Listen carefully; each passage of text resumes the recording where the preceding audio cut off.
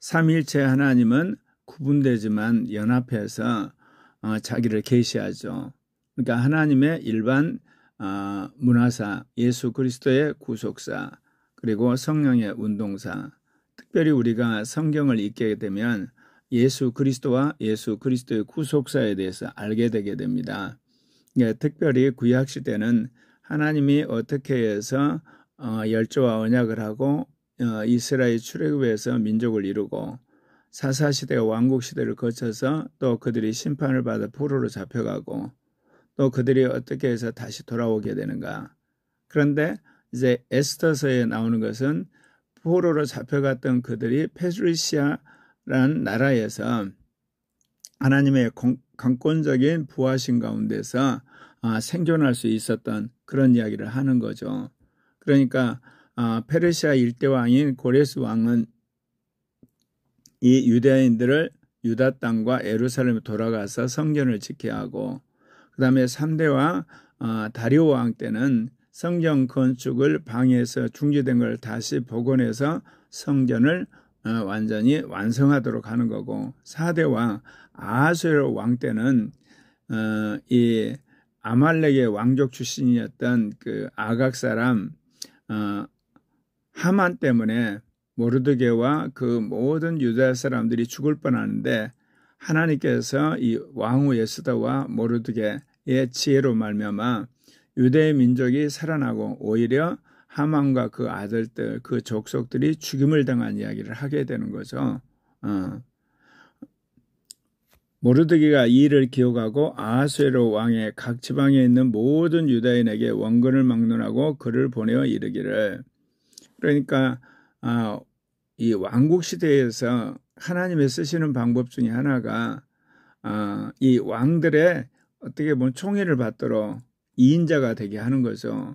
그런 사람들 중에 여러분 그 요셉이 하나님의 은혜 가운데서 애굽의 바로 왕 다음에 2인자가 됐던 거, 그리고 또한 이 바벨론으로 포로로 잡혀갔을 때 느부갓네살 왕 때 이 다니엘이 2인자가 됐던 거, 또 이 아하수에로 왕 때 하만을 제거하고 모르드게가 2인자가 됐던 역사를 우리는 보게 되잖아요. 그거를 그렇게 하나님께서 2인자가 되게 한 것은 자기 민족이나 또는 자기의 종족들을 주님께서 이제 보호하려고 그런 방법을 쓰십니다. 그렇다면 오늘날 공화국 시대는 어떻게 하나요? 예수 그리스도의 복음이 편만히 전거되고 교회가 이제 각 지역에 흩어지게 되면 이 교회에서 훈련받은 하나님의 종들이 사회 각 영역에서 역사할 뿐만 아니라 위기의 순간에 이런 영적인 지도자들과 교회가 합심하여서 기도하고 또 정치적으로 참여할 때 하나님이 함께하는 기적의 역사를 이루게 되는 겁니다. 그러니까 이제 아하수에로 왕 때 이 모르드게가 2인자가 되어서 이 유다인들을 위한 조서를 이제 전국에 보낸 거죠. 한 규례를 세워 해마다 아달월 14일과 15일을 지키라. 그러니까 아달월 13일에 하만이 그 유대인들을 멸절시키려고 했는데 아하수에로 왕이 조서를 내려서 그날에 유대인들이 무장을 하고 단합을 해서 자신들을 죽이려는 적들을 죽이도록 허락한 나라이지 않습니까? 그리고 나서 이제 그들이 14일과 15일에 축제를 하게 됐다는 거죠.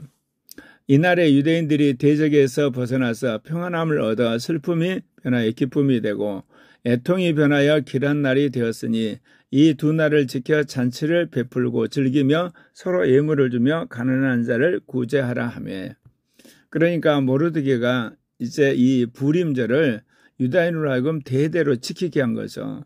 대적으로부터 자신들이 이제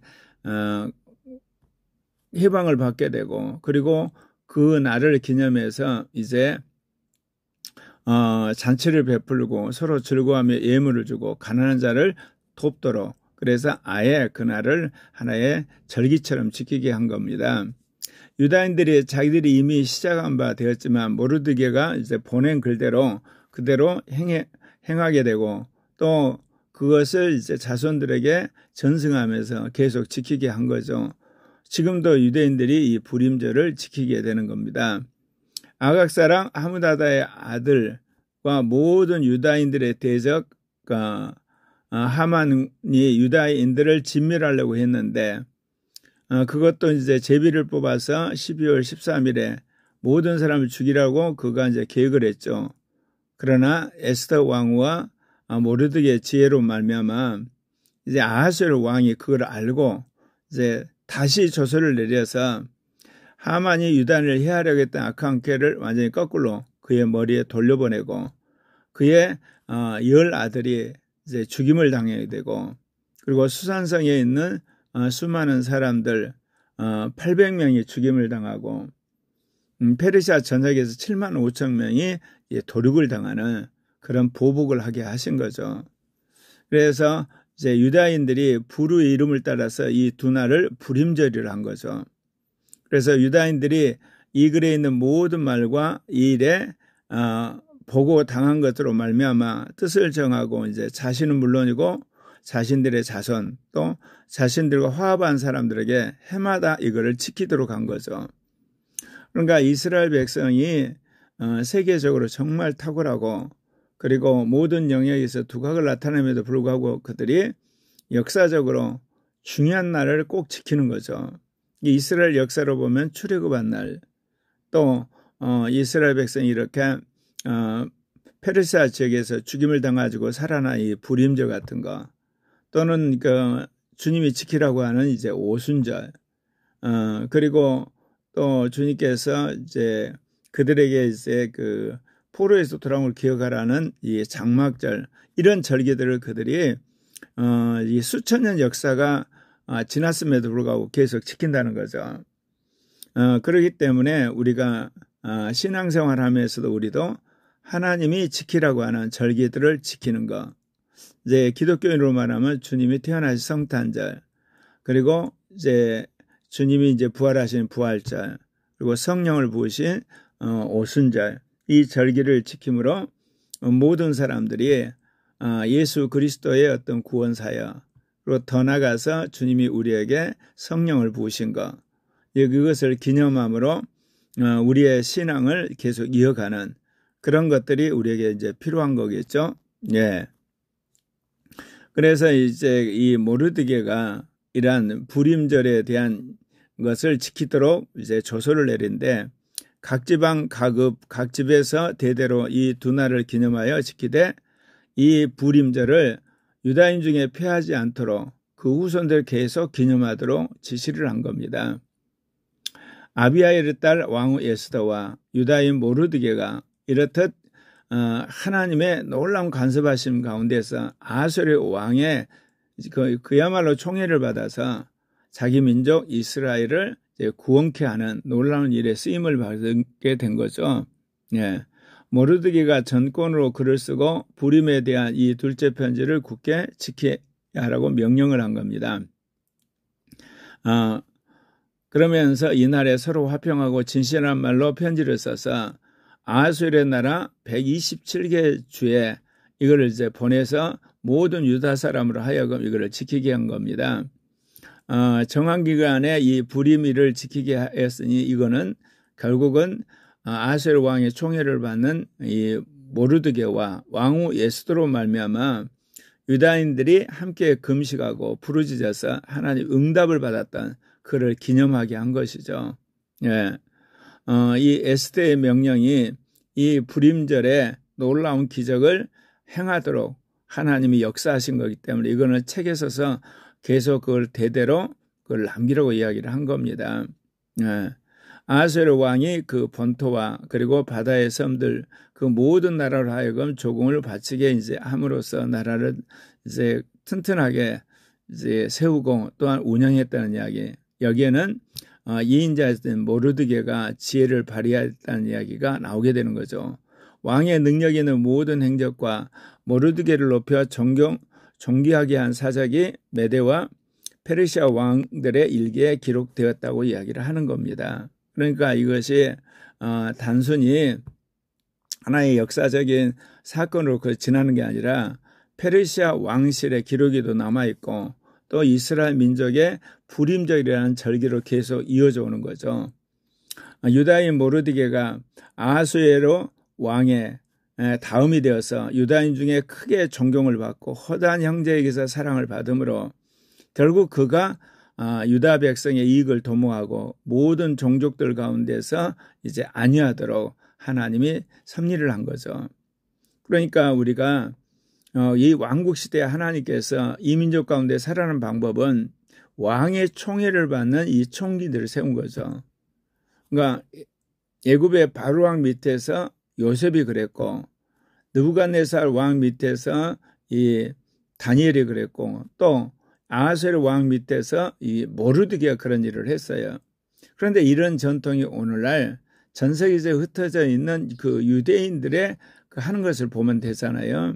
예, 정치인이라든지 외교관이라든지 금융인이라든지 과학자, 예술가들을 보면 유대인들이 이렇게 뛰어나잖아요. 그거는 그들이 하나님의 말씀을 믿고 하나님의 명령에 따라 계명을 철저하게 지킴으로 하나님께서 그들을 복 주신 걸 보게 돼요. 예수를 믿은 우리도 이제 성령을 받은 바 되었기 때문에 성령 안에서 주님이 계명을 지키라고 그랬지 않습니까? 그래서 우리의 이성과 또 마음과 생각과 영의 이 계명을 지키고 철저하게 우리가 그것을 실행하게 될 때 성령께서 우리를 붙들어 주실 뿐만 아니라 놀라운 축복을 주시는 겁니다. 제가 아는 목사님이 이제 미국에 있는 그 수많은 사람을 관찰해 보건데 가장 철저하게 사는, 그래서 윤리적인 사람이 첫째는 유대인이라는 겁니다. 그 다음에 무슬림, 세 번째가 가톨릭, 가장 어떻게 보면 개방적인 사람이 이 개신교이라는 거예요. 그 이유가 뭐겠어요? 예수를 믿음으로 구원받는다고 하는 이 교리가 잘못 오용이 돼가지고 이제는 계명을 안 지켜도 되는 것이 돼버렸어요. 예수 그리스도의 복음을 알지도 못하고 성령을 받지도 않은 유대인들이 가장 어떻게 보면 도덕적 윤리적인가, 철저하게 율법을 지키려고 하는 그런 전통을 이어와서 그런 거 아니겠습니까? 이제 우리가 제2종교개혁을 통해서 성령이 우리 안에 오시는 것은 우리의 이성에 하나님의 법을 새기고 마음에 하나님의 법을 새기고 생각에 하나님의 법을 두고 그리고 이제 영이 생명의 영의 법을 새김으로 이 계명을 지키도록 하신다는 거, 이것을 확실히 알고 이 고려학교의 형제자매들은 정말 영을 따라서 이제 계명을 지키는 사람들이 돼야 돼요. 이 계명과 복음을 지키는 사람들이 순교를 하게 되고 또한 성화를 이름으로 첫째 부활에 이르게 되는 겁니다. 그러니까 역설적으로 우리가 율법을 지킬 수가 없지만 예수 그리스도의 믿음으로 의롭다움을 받은 우리들이 성령이 오심으로 어떤 종교인보다도 어떤 도덕적인 사람보다도 더 거룩하게 살 수 있는 도움이 되신 하나님이 오신 거예요. 그런데 우리는 예수를 믿음으로 구원받았다는 것이 이제 거꾸로 계명을 지키지 않는 것이 된다는, 이제 한마디로 말해서 무율법주의자가 돼버린 거예요. 육신주의자들이 된 거죠. 이거는 마지막 때 하나님 때 심판을 받는 겁니다. 그래서 어찌하든지 여러분, 여러분의 이성이 하나님의 법을 새기고 마음에 새기고 또 생각이 하나님의 법을 두고 영의 법에 따라서 삶으로 누구보다 거룩하고 그리고 누구보다 신실하고 누구보다 충성된 하나님의 사람이 되고 새 사람이 되었으면 합니다. 그리고 또한 우리가 이 민족적으로 중요한 6월 3일 대선을 놓고 기도하고 열심히 전파하고 그리고 꼭 투표해서 하나님이 이 공화국 시대 국민들의 마음을 움직여서 기적이 일어나도록 우리가 열심히 믿고